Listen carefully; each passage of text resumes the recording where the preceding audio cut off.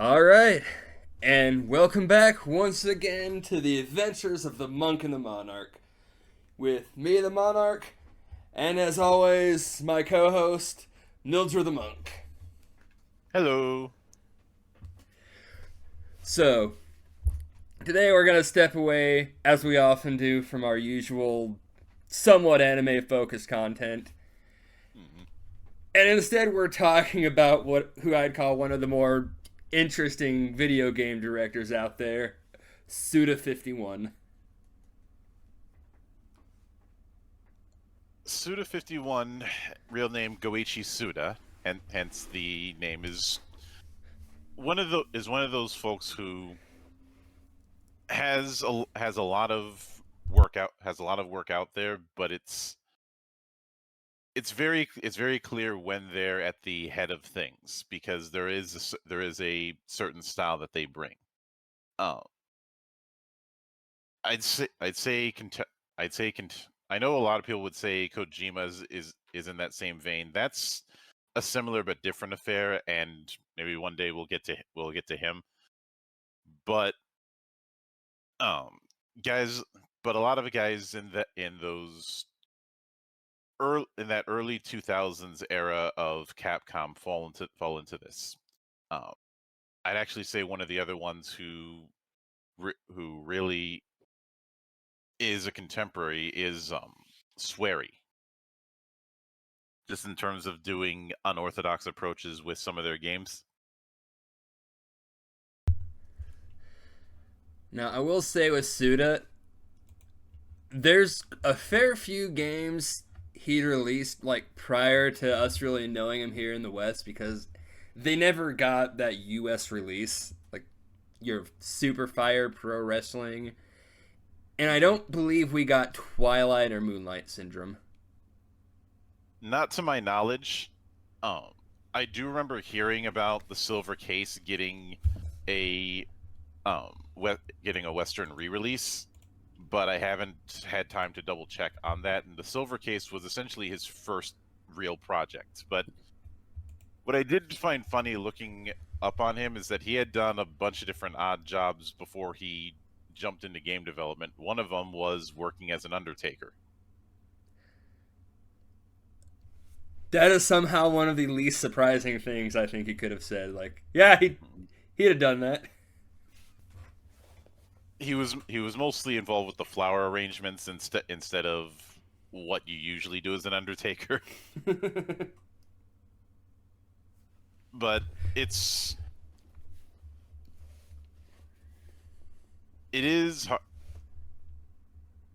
it is hard to get a lot of details on his early life because he doesn't give a whole lot of detail on that kind of stuff. Um,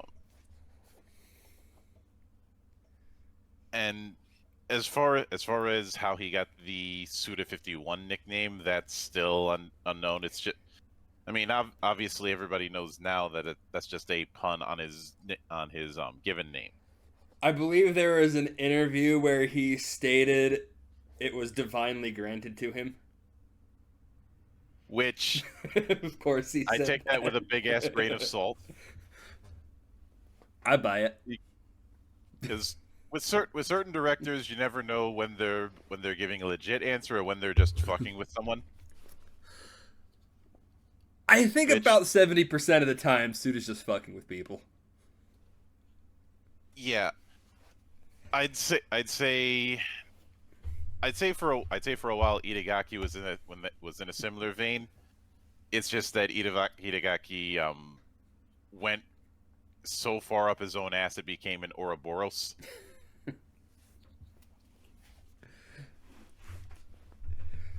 But he apparently early on he applied to work at both Atlas and Human Entertainment. Um, and oddly enough, even though Human Entertainment is known for Fire Pro Wrestling, my first introduction to them was what was known in Japan as Epica Stella, in the States known as Vanguard Bandits. How's that for a deep cut? I think I've heard of that one. Yeah, that was Human Entertainment's attempt to try and do a tactics style RPG, just with magic mecha, and a bunch of people have been making Escaflowne jokes about it ever since. That was on the PS1, right? That was one of those weird ones that showed up on the PS1 classics then, if I remember right. And I'm like, just never got around to downloading it. I have it on I still have it on PS1, and I Yeah. also had the strategy guide that Working Designs had made, because I have a soft spot for Working Designs' work. Like he had mostly up until the early 2000s, a lot of what Suda had done was a lot of small scale stuff with smaller teams. The Silver Case wasn't his first game technically, but it was his breakout. Yeah, I believe Fire Pro Wrestling 3 was the first one where he had like a significant contribution. Yeah. The As far as director, that was Fire Pro Wrestling 3 Final Bout, and if that name seems excessively long, and if any of you listening plays any of the Street Fighter 2 2 ports, do not throw stones in that glass house. You know who you are. Of course, there was also Super Fire Pro Wrestling Special. Um, and I like the Fire Pro Wrestling series, but if somebody wants to get into it, I just tell them go grab World and Don't Look Back, because the sheer amount of customization that World has is absolutely staggering. But obviously, then there was Twilight Syndrome. There was the Twilight Syndrome duology with Search and Investigation. Uh, Originally, it was published by Human, but when Human folded in the 90s, it was then published by Spike. Spike Chunsoft. I'm fairly certain you've seen their name floating around. Oh yeah, I've played a handful of their games. They're an interesting developer, publisher, whichever one they were. Mm-hmm. But I think they do both now. More of a publisher, and of course, the reason I say duology with Twilight Syndrome is both Search and Investigation came out the same year in '96, and of course, the follow-up Moonlight Syndrome came out the year later. But then I believe it's with the release of Silver Case we have like the first game from Grasshopper Studios Yeah, or Grasshopper Manufacture. mm-hmm.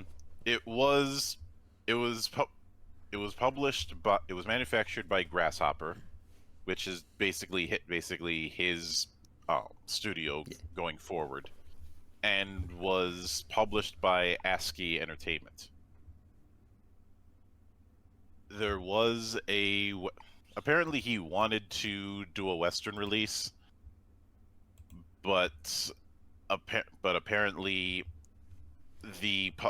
some people thought the puzzles weren't going to make it work. And truth be told, there were a lot of very interesting games in the PS1 that never came stateside because of that 3D arms race that was going on, where there was hell it, hell it took a lot of finagling for Symphony of the Night to come around, because there was the mindset of, if it wasn't in 3D, people wouldn't be interested. Yeah, there are some odd mindsets around this time.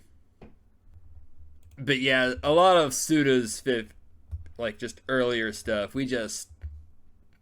I don't think we still haven't seen most of it actually get a release outside of Japan. In these, at least not from these early years.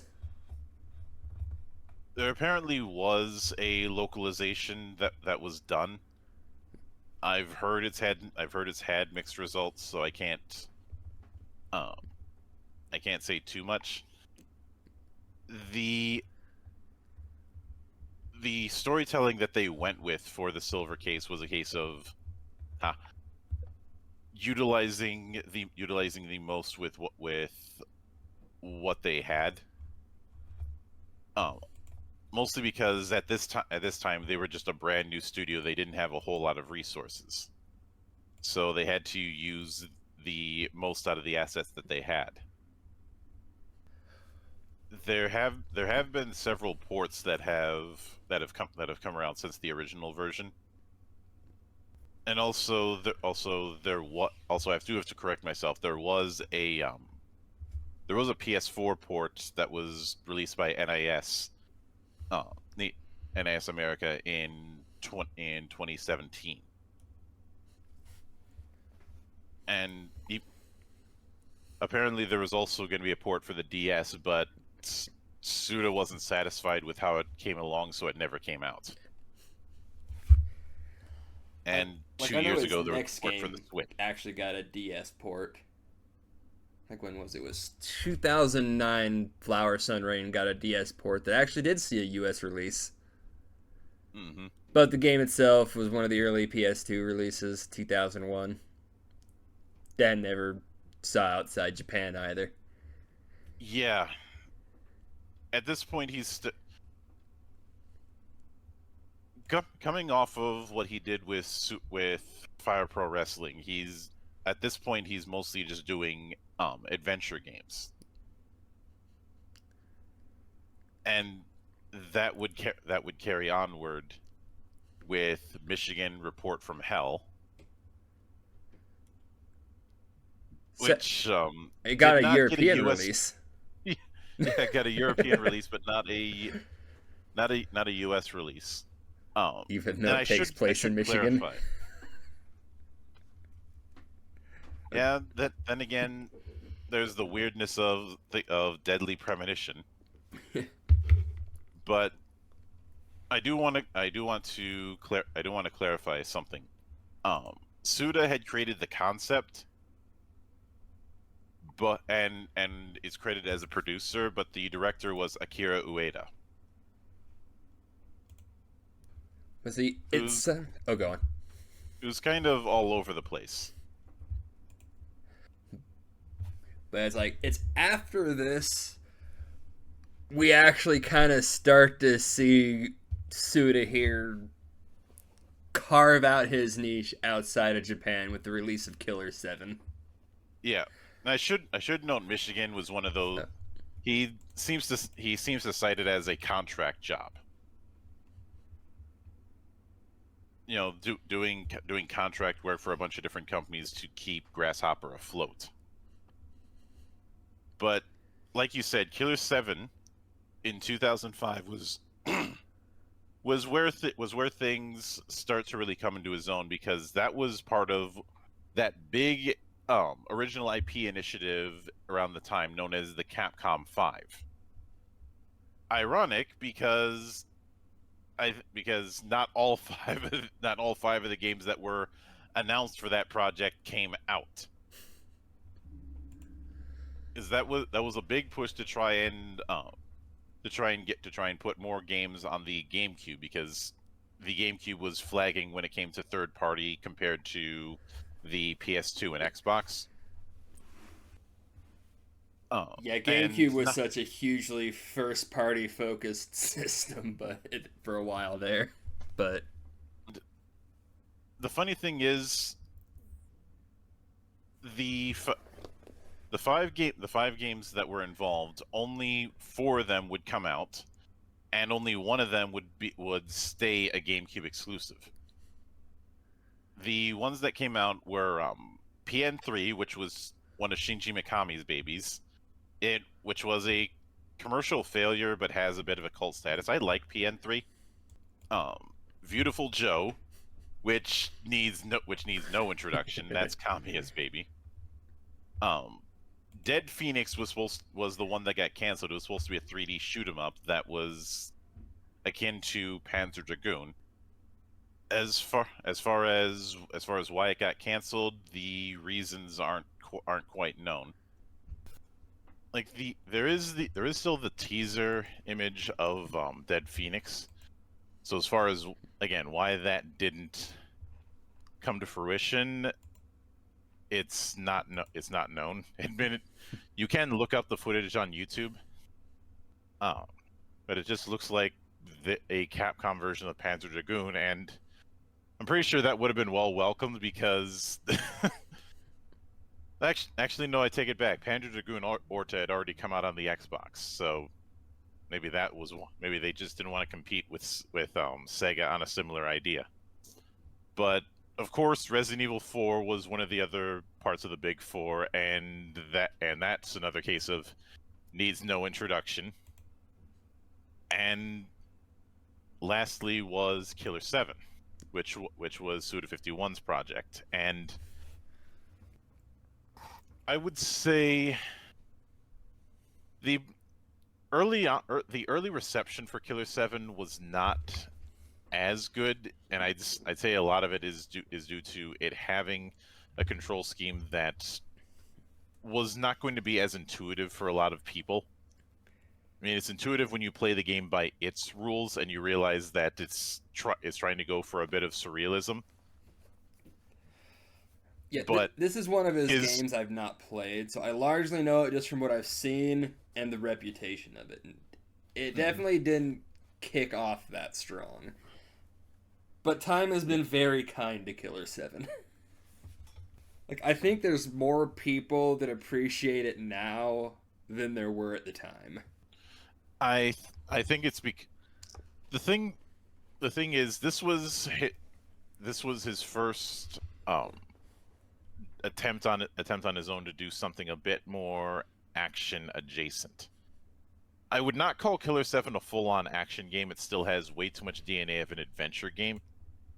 And adventure games have not exactly had the best track record for the longest time on consoles. That was far more of a PC market at the time. I mean, yes, he had done plenty of adventure games on consoles up until this point, but in terms of that genre in the West, you're mostly going to see people playing those kind of games on PC, and I would credit LucasArts for part of the reason for that, along with a few others, but that's another story. Despite people complaining about that, people still enjoy the story that Killer 7 had, and for me personally, enjoying the aesthetic, because I think what helped Killer 7 have the staying power, even with some of the unorthodoxness with the controls, is having a very strong stylization. You can get away with a lot with stylization instead of using as realistic of graphics as possible. Yeah, like, I think especially since this was like the first time Suda really started to kind of get a foothold outside of Japan. Like, I don't know how strong it was in Japan. I don't think he was ever like that huge even before this. But you start to see a lot of the kind of visual identity that's become associated with Suda here in this game. Mm-hmm. You're not going to mistake this for a game made by anybody else. I do think that the reason why it's gotten a bit more of a reevaluation is just seeing more and more people play it, and well, these sorts of high concept games are a lot easier to carry out in the advent of social media. It's a little bit harder to help people get it in 2005 when social media was barely in its infancy. We're still talking the MySpace generation, as opposed to now where you can watch a live stream of a game to get the gist of how something is going to work. Which is why the smart designers have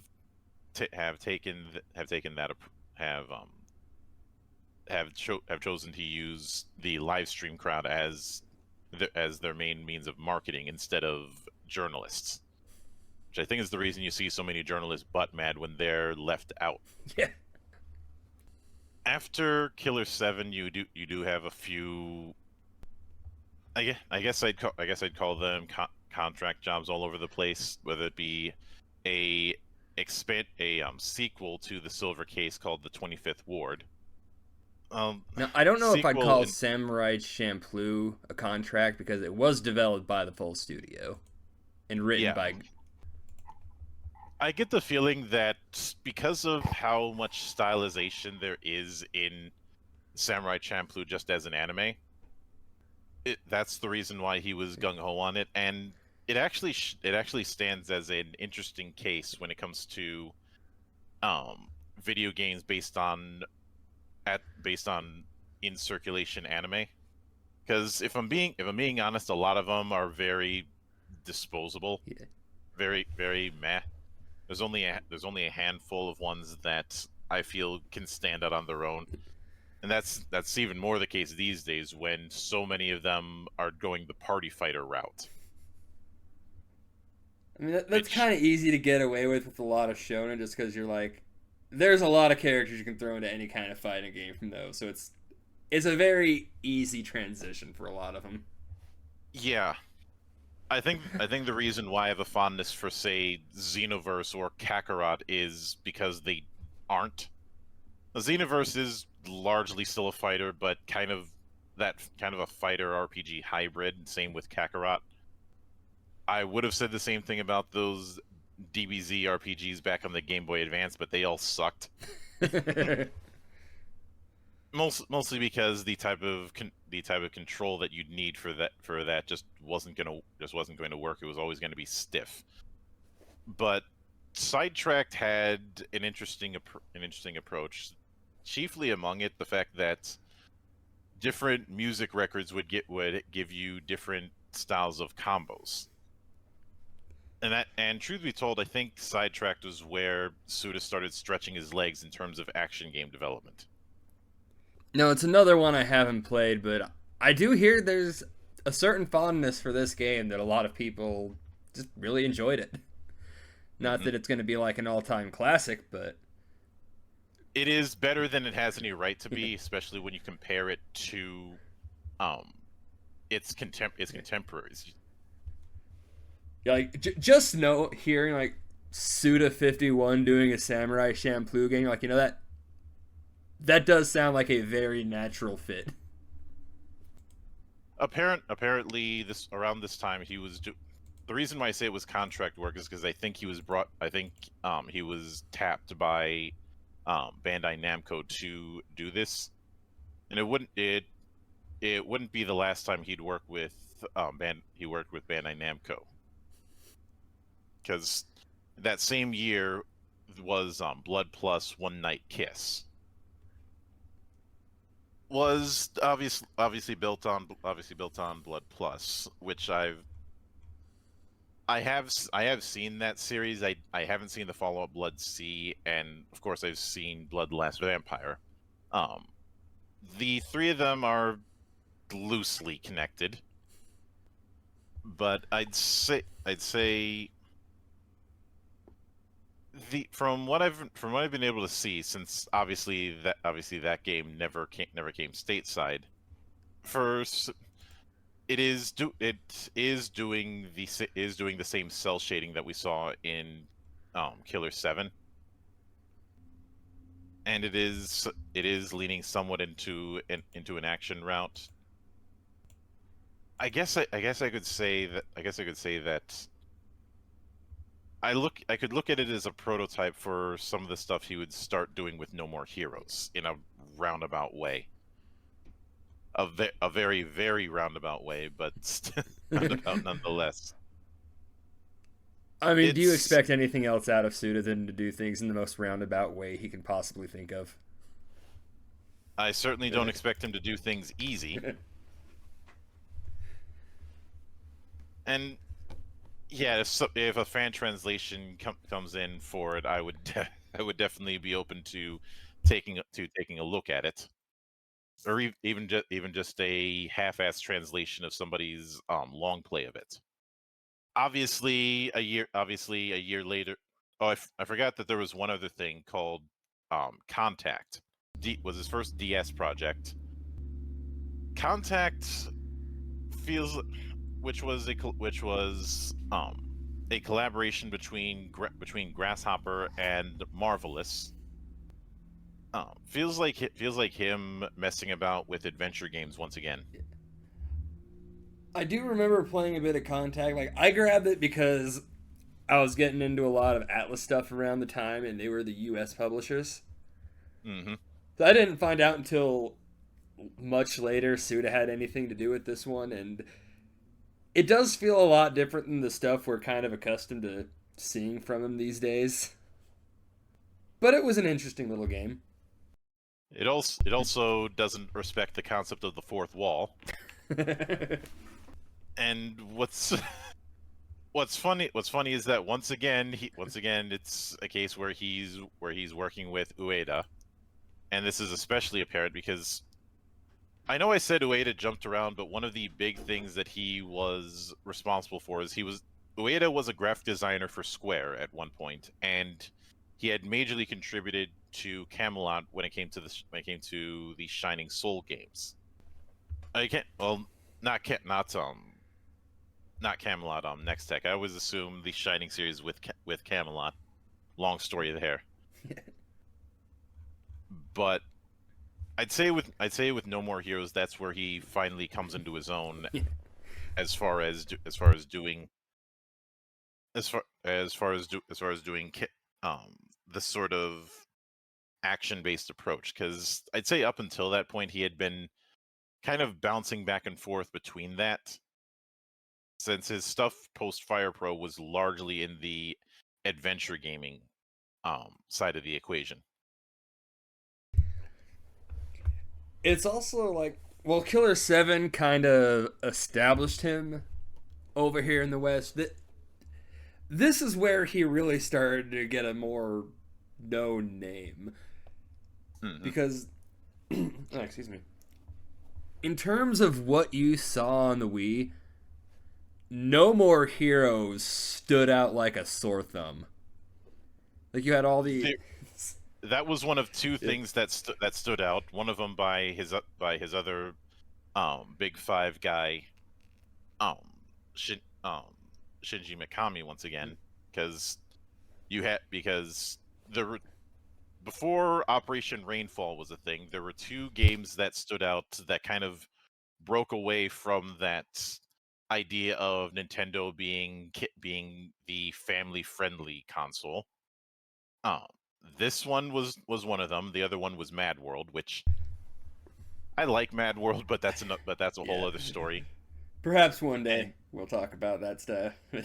Okay. And with No More Heroes, I think Suda had said that with Killer 7 he was trying to tackle political issues.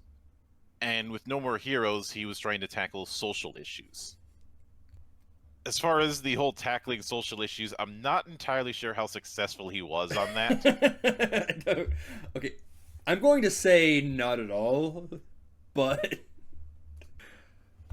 no, like this game was something you really didn't see anything like this at all at the time. Not even just on the Wii.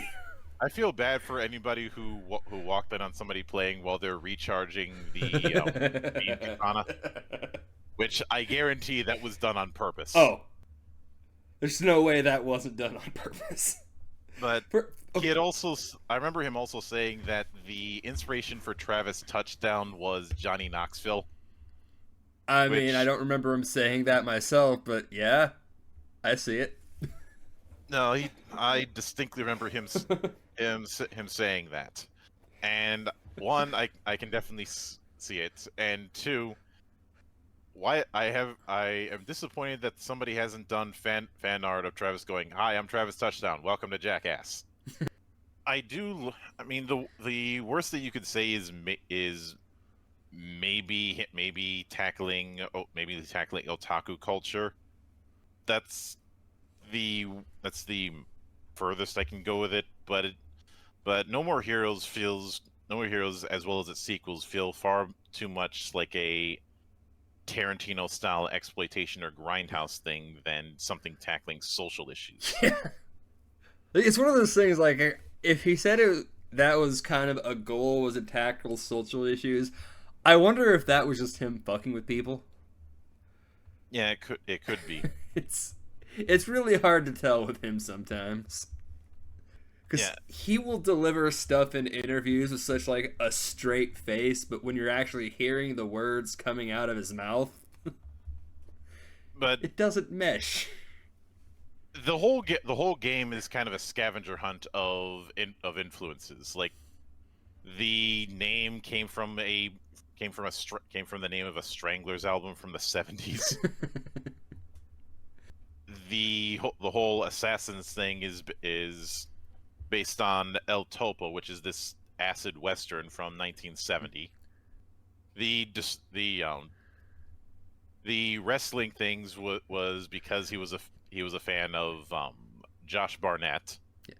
who even though a lot of people are only finding out about him now, he has a long history when it comes to both wrestling and MMA. And he had spent some time getting trained by the Murder Grandpa. Apparently, he did claim that the beam katana wasn't based on the lightsaber, but the but on stuff like Space Sheriff Gavan and Spaceballs. It's not And based on the lightsaber, it's based on the parody of the lightsaber. yeah, there's just a lot. Hell, the whole town of Santa Destroy was based on San Diego, although he claims it was based on the San Diego Shonen Dirty Harry, which is in San Francisco. So this is where the fucking with you thing really comes into play. I can't imagine what it would have been like to been a guy trying to interview Suda51. Mm-hmm. Especially if he just didn't feel like playing ball at all. That had to be frustrating for some people. Yeah. I mean, not the audience. We love it. Yeah, and I could go through a whole list of just all of the references that he's done, or the fact that so many of the characters are inspired by actors or wrestlers or old movies or old music that he grew up, which is I think why I get the Tarantino vibe from No More Heroes. Because a lot of stuff that Tarantino does is rooted in stuff that he was a fan of growing up. And he's not one of those guys that tries to minimize it. He is very unapologetic with referencing the things he loves. Mm-hmm. He did say that Champloo, Sidetracked, and Blood Plus did inspire the development of No More Heroes, and he considers the three as a sword action trilogy. Which interesting.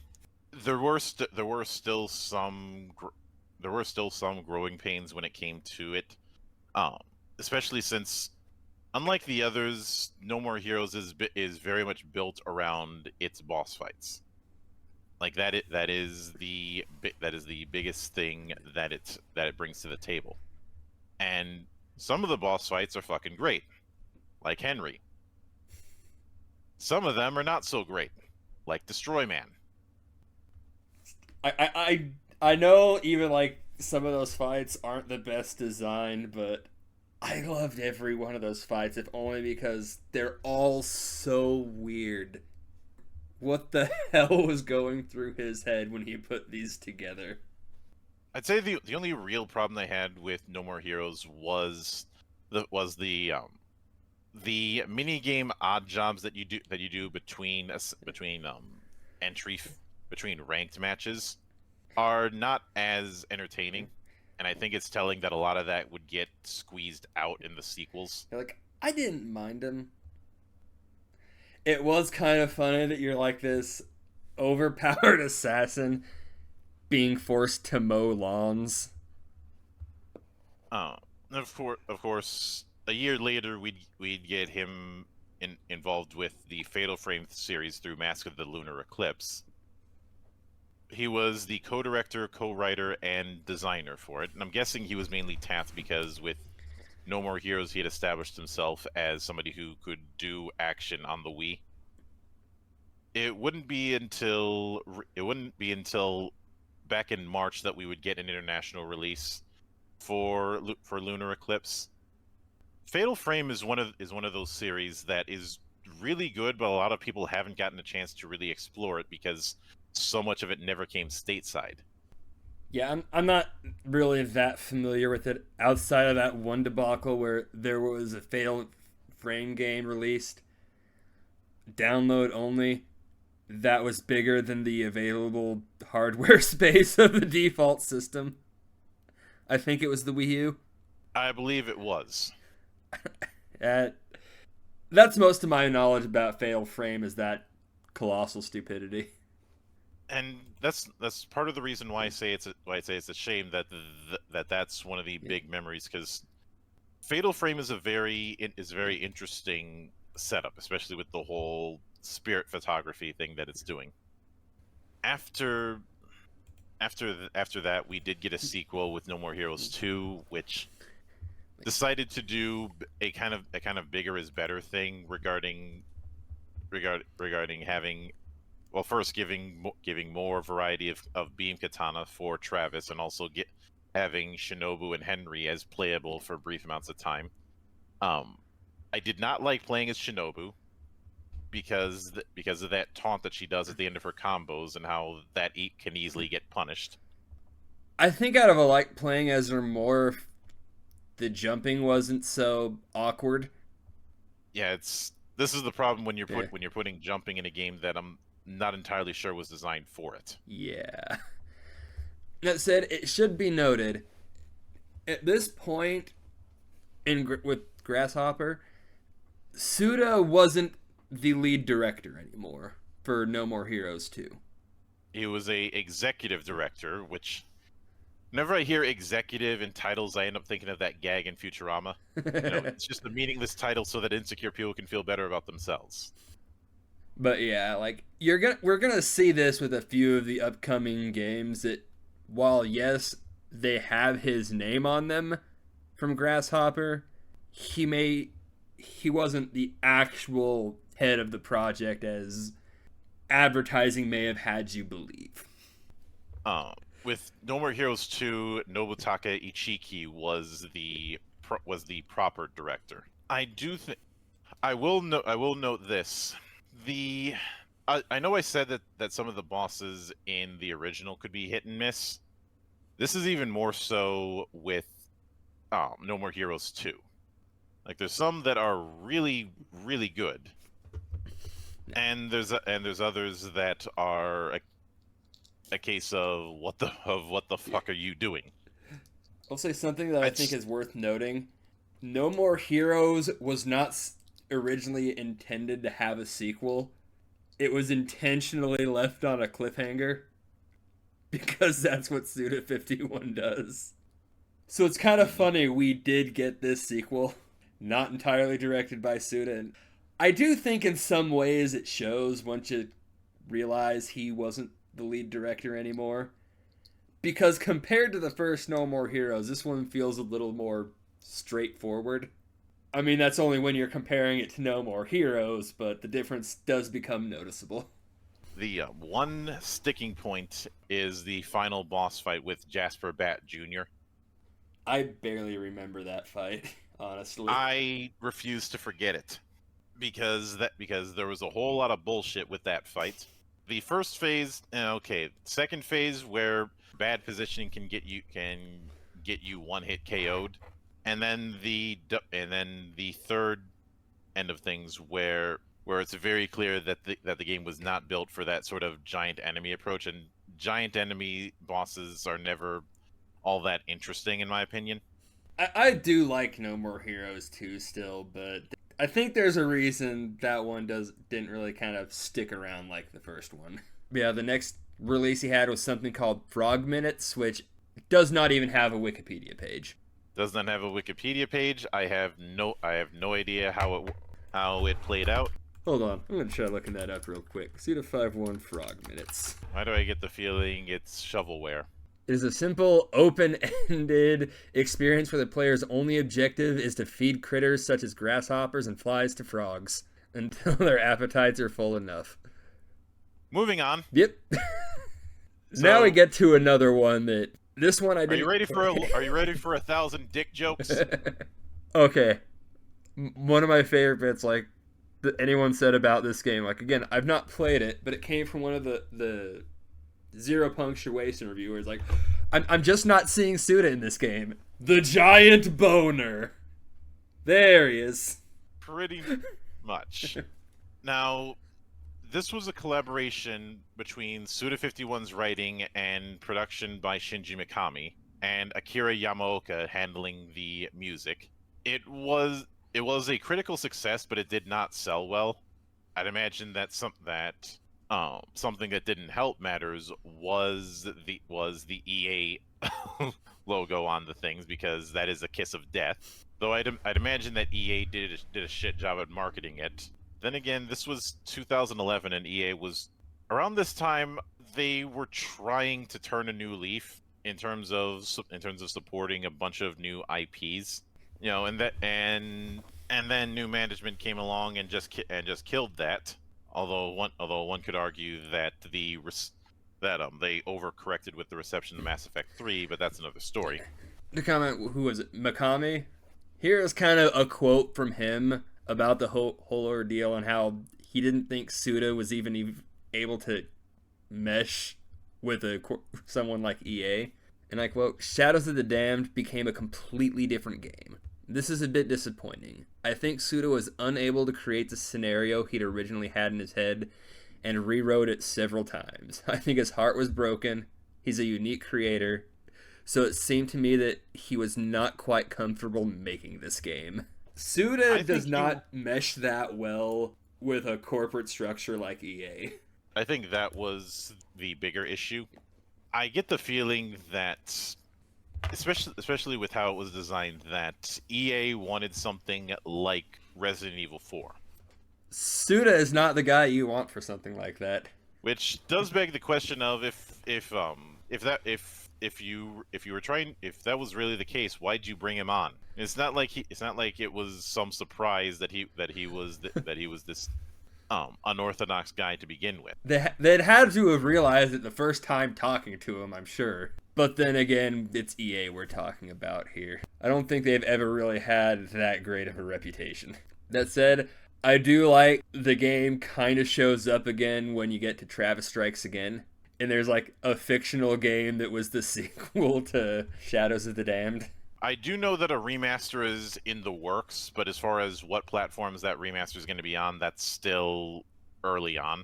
Apparently he was a creative producer for something called Rebuild of Evangelion Sound Impact. I know there's been a number of like just Evangelion games, but no one seems to really care about any of them.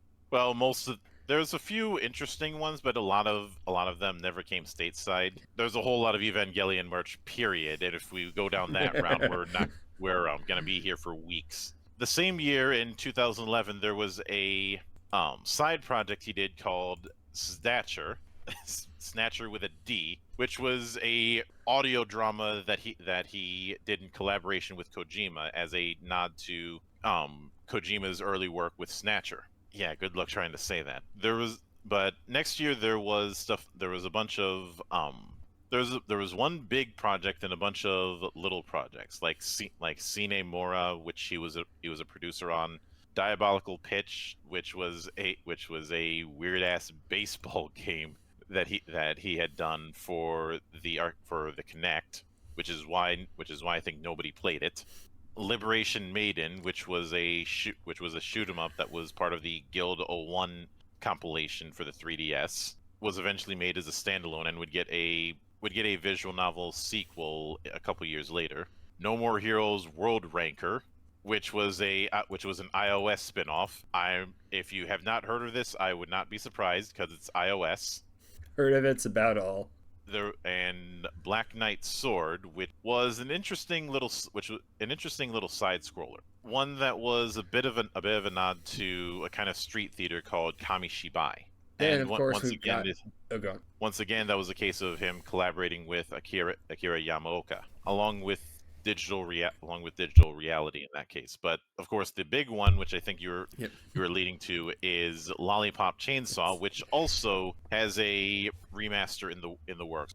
Whether it's supposed to be a remake or a remaster has been waffled back and forth. Lollipop Chainsaw, which has been the unfortunate target of the media spin of hate from journalists and the like, was a collaboration between himself and James Gunn, especially since the one of the other collaborators with this was WB Games. It's very clear that they were inspired by Trauma. I think Gunn has actually I think James Gunn got his start with Tromeo and Juliet, which is a weird I movie. love that movie. Look, I'm a big fan of a lot of trauma movies. That stuff is great Yeah.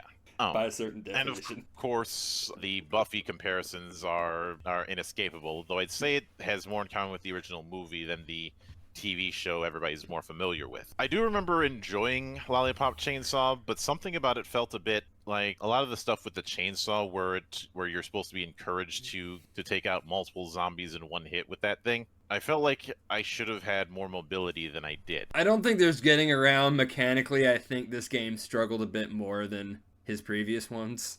That said, we are kind of still seeing he's no longer sitting like in that head chair for these games.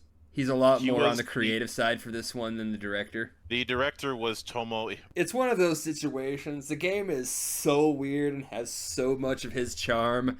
I can overlook it, even a lot of the shoddier mechanics you're seeing in this one. And just actually getting Jimmy Urine for one of the villains. Gunn had cited that when he made the Suicide Squad in 2021, he had drew influence from Lollipop Chainsaw, especially those scenes where you're seeing things through Harley's eyes during her rampage. I also absolutely love the touch of Oh Mickey playing when you go into mass zombie murder mode. There's very much a punk vibe with a lot of Suda's approach. I don't mean punk rock, although that certainly plays its part, but in terms of just being rebellious and breaking molds. And of course, in 2013, the big one that come out of that was Killer is Dead, which I actually think has the same concepts as Lollipop Chainsaw, but a lot more refined. Even though I had to go through a long Tumblr post to make sense of the ending and just how weird that particular. Don't quote me on this, but I think he had stated stuff like James Bond and Golgo 13 were inspirations. I did find like he did. I'd have seen him cite James Bond. I'm not seeing a citation for Golgo, but I would be surprised if it wasn't. It's one of those things like after this, it's kind of a lot of really small projects for a while. Yeah, like not a lot. Ranko Tsukigime's Longest Day, which was part of a compilation thing called Short Piece. It did come up pretty early on, like when we talked about No More Heroes. Suda himself had been stepping off of like that head director role, and in a lot of ways, I do think it was somewhat obvious. Not that his style wasn't there at all, but it never exactly felt like a couple of those earlier Suda games. I don't want to make this sound like I'm trying to do some nostalgia thing, but when somebody's not directly involved and only tangentially involved, it very much shows. In 2015, he did a manga called Kurayami Dance that was drawn by Tsuyi Takeda. Apparently, this was the original concept he had in mind before it got changed into what would become Shadow of the Damned. Might be worth checking out if we ever get that in English. Apparently, Suda did confirm over social media that it is getting an English release. But yeah, after that we get Let It Die. I did not care for Let It Die. It was kind of a big deal for like a couple weeks there when it got announced, but hype quickly died off for that one.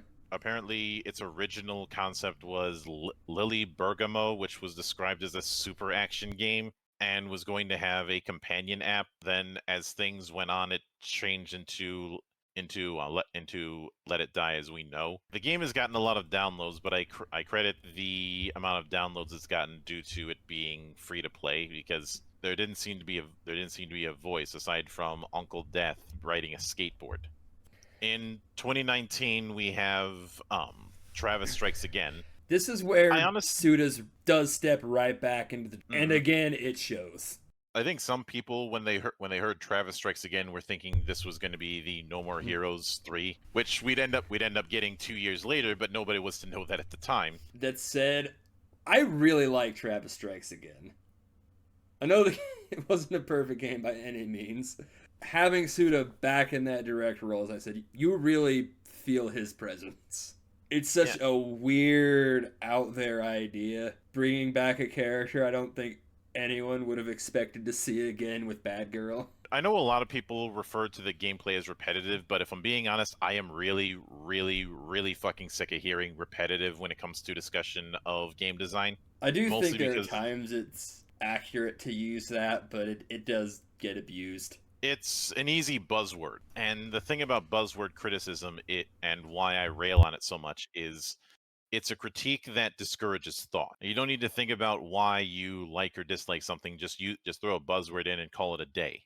I do also love, though, with this one, how he went out of his way to work with all these other independent games. Like, it wasn't a huge thing, but you get like a Hollow Knight shirt for Travis, which was really cool. And just this huge list of other independent games that he's basically just giving a shout out through this one. You know how I talked about there being a bit of a scavenger hunt of references with the first No More Heroes? That applies just as much with Travis Strikes Again, and even more so with his own past work. Like, I know I mentioned it before, one of the game worlds you jump into is a non-existent sequel to Shadows of the Damned. And how some of the character interactions are straight out of his early work. In particular, the silver case, and a bit of a nod at the Kodak appearance in Metal Gear Solid. That said, like, even if you get like none of the references, it's still such a weird, intriguing kind of game that I think you can still enjoy it, even if you've kind of just jumped into it with no foreknowledge. Though knowledge of No More Heroes helps.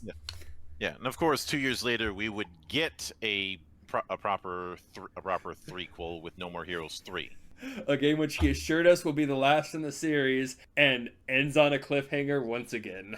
That said, he did also work on a Fire Pro Wrestling World before that as a scenario writer. He was only a scenario. He only did one scenario writer, so I don't count it. Yeah. No More Heroes 3 is definitely a case of him showing his stamp on things regarding how many how many references, even flat out name dropping Kamen Rider Zio at one point. I'm basically stealing this from someone else. So someone just made a random tweet where they just noted, all right, in No More Heroes 3, in between chapters, you are seeing Travis and some other people hosting a podcast just talking about Miike films. I don't think there is a director out there who understands his audience better than Suda51. But yeah, it sounds about right. I feel like No More Heroes 3 was basically him going on a complete cocaine high. That's been the most recent thing that's come out. Apparently, he's working on the idea for Hotel Barcelona, which is supposed to come out next year. Like, I know there's been some talk about it. Seems interesting. There's a trailer with someone using fucking buzzsaws on their hands for weapons, which sounds like a Suda51 thing to happen. That being said, it seems that the shift that he did with action-based was more due to just having more people to do it.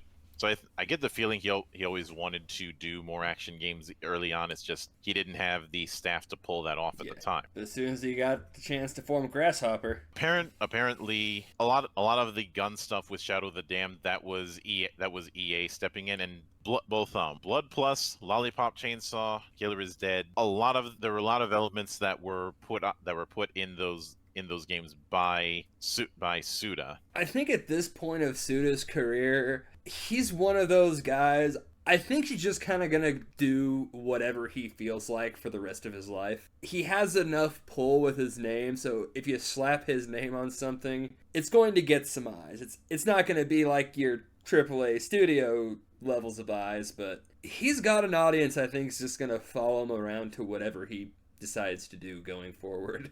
Yeah, I certainly think Shadows of the Damned was a bad enough experience for him. I don't think we're going to see him attached to any of the AAA developers again.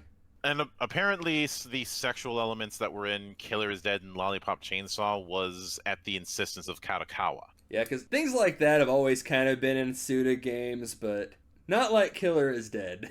And apparently going gun focused with Shadows of the Damned was EA's request to cater to the Western market. I think any attempt to have him work with a large company is going to be doomed from the word go. Just because of the fact that his whole thing is about trying to break molds and do things his way, and that's gonna create problems when you have to work within a given trend, because obviously companies who are putting that much into it are going to want a return on that investment. And while I love me some Suda51, this man does not make stuff for a wide mainstream audience. He is a niche creator. He's been very critical of the fact that he doesn't like how a lot of designers in his view just copy off of each other. He'd rather copy his own ideas. That's it. I think it's good to have both kinds of ideas around. Like, I like having the big mainstream, wide appealing stuff. I like having this weird niche shit Suda makes. I don't know what Hotel Barcelona is going to turn out to be. I wouldn't be surprised if in the coming years he does a lot more work in manga, like just making his own manga. Because the one that he did a few years ago, that was basically him giving a giant fuck you to EA, which, after what happened with Alice Asylum, I am firmly in the camp of fuck EA. I do know that he's going to be collabing with Swery. It describes itself as a 2.5D slasher film parody. But as far as... But we only found out about that bit of news during the Tokyo Game Show back in September. Yeah. So we don't really know too much about Barcelona yet. And the last thing that Swery did was an RPG called The Good Life, which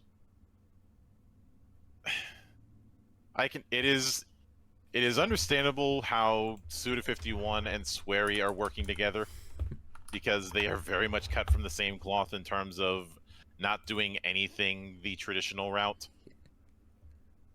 Like, I took a quick look at Swery because I'm like, I know I've seen other stuff he's worked on, and yeah, it's an interesting list. That's it. I've not actually seen The Good Life before.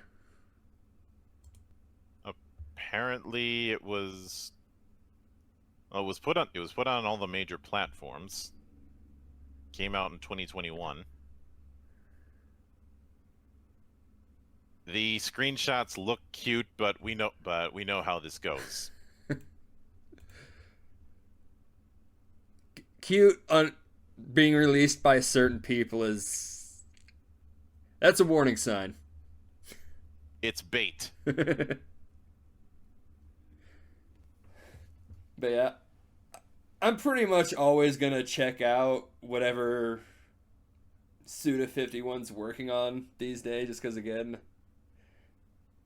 the dude's an outlier. No one makes stuff like Suda. So I think he's gonna end up with a really positive legacy whenever he finally does step away from gaming entirely. History will look fondly. Although knowing him, he'll claim to step away and then not. So when God finally strikes Suda51 down and he can no longer make anything, history, I think, is going to look very fondly back on this man's body. Yeah, I think that's the only way to get him to stop. You know how it is. Somebody can say that they're retired, but all it takes is the muse coming to knock, and they're right back at it. I mean, didn't Miyazaki release a short film recently? Somewhat recently?